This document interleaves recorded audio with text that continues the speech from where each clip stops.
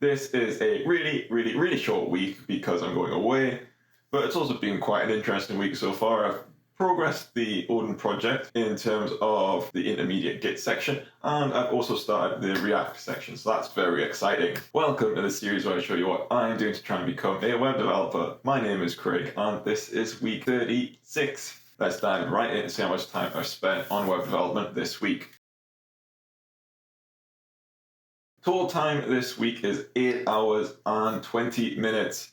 That's broken up as 5 hours 55 for tutorials, 1 hour 10 for projects, and then 1 hour 15 for career stuff. As I said, really short week, very unprepared for my holiday, so I had to go out shopping quite a bit, but it's also quite nice to have a little bit of relaxation time before going on holiday.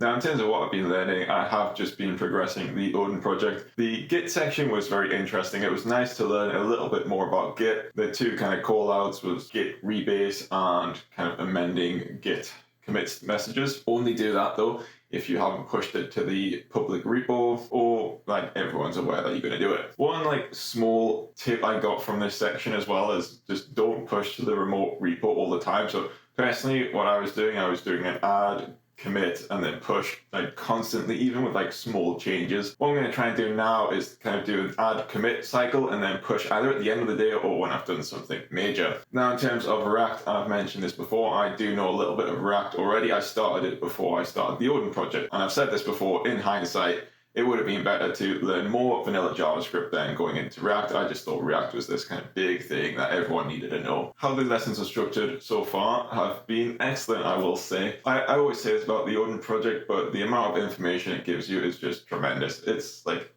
sometimes it is insane, there's so much information, but it's definitely better to have too much than too little. So where I'm up to now with the React is I'm doing a small kind of mini project, I would say, and that's the task app, where you basically have an input field where you add tasks to a UL or whatever, and then you can delete them and edit them. Right now I've got the delete function working, I just need to be able to edit them. So I need to complete that before I move on to the CV project. And I'm really looking forward to doing the CV project. I think that looks awesome.